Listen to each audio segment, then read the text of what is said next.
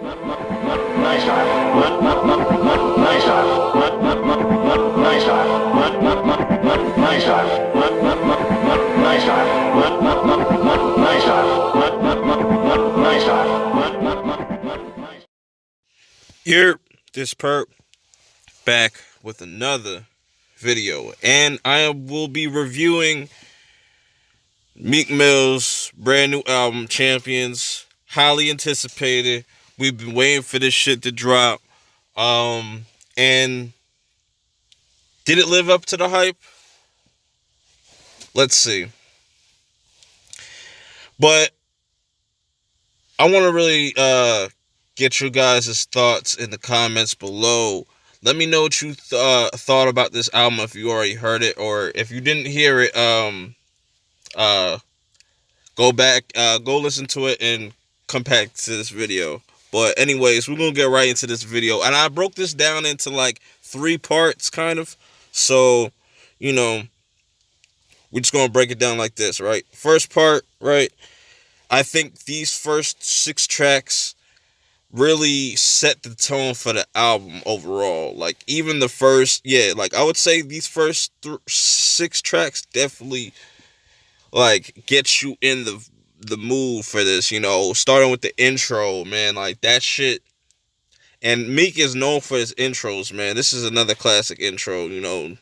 That's enough said with that. But Trauma, going right into the storytelling, and then switching it up, going right to New York with the uptown vibes. You know, you got the Latin feel with, and it follows up with Cardi B, you know. And I actually kind of like Cardi B on this. I'm going to be honest, you know. And I'm not a huge Cardi B fan or none of that, but she did her thing, you know. It was cool.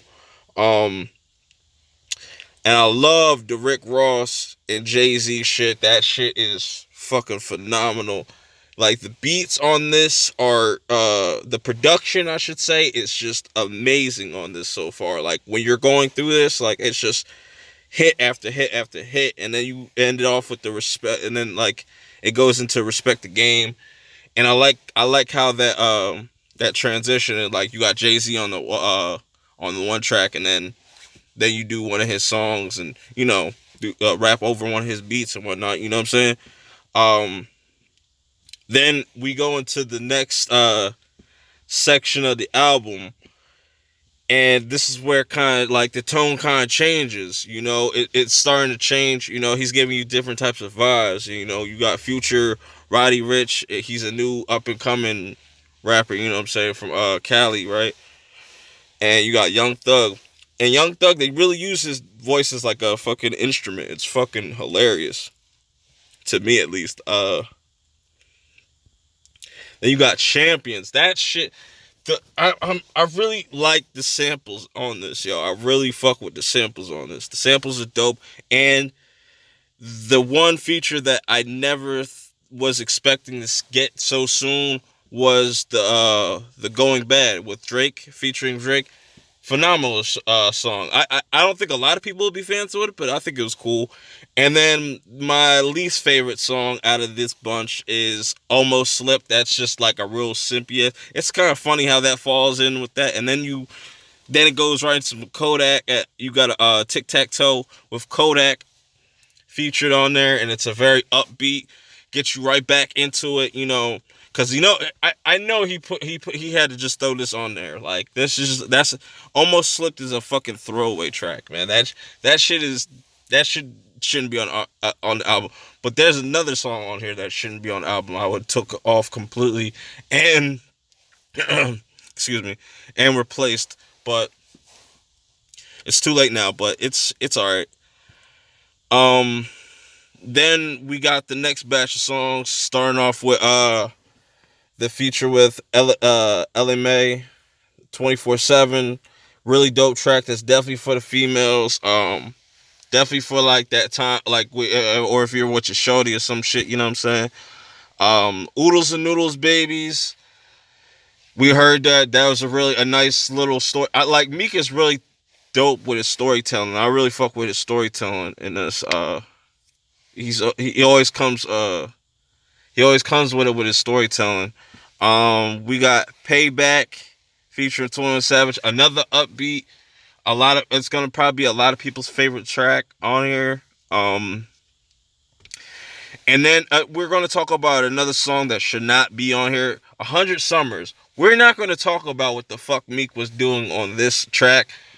It might be somebody's favorite, I don't know, but it's not mine. I would have took that off with the other one, Almost Slipped. I would have took those two tracks off. And then we got With the Shits. I remember him mentioning this feature, Melly from Harlem. She did alright. She was okay. You know, it's a more of that. It's like a mixture.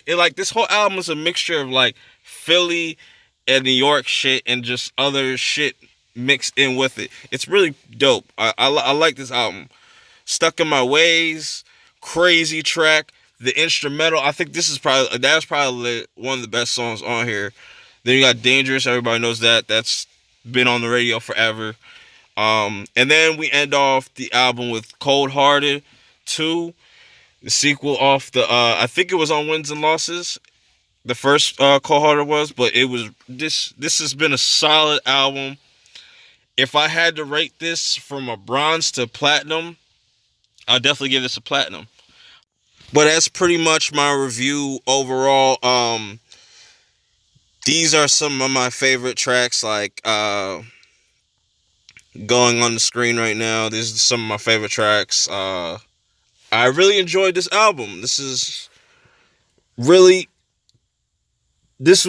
good. This is what I wanted from a Meek album, you know, because his last couple, they were cool, but they didn't really do it for me. Especially like Dreams and Nightmares. As many people love that fucking album, it kind of disappointed me, and I thought it could have been a way better. And ever since then, I don't feel like Meek had found his like niche at that time. But I feel like with this album, he was in his bag. And if y'all catch the reference, y'all know, like, he was in his bag, man. He was really in his bag with this album. And I'm enjoying it. I'm going to be listening to this all throughout the weekend. I'm definitely going to be checking out all the other all the other different albums that dropped today, like Lil Baby. I'm going to try to dip into that, because I listened to a little bit of that earlier, but that's really all I have to say. Make sure you like, comment, subscribe. Let me know what you thought about the album in the comments below. And I'll check y'all in the next video. You know, as we come to the end of this phase of our life, we find ourselves trying to remember the good times and trying to forget the bad times. We find ourselves thinking about the future. We start to worry, thinking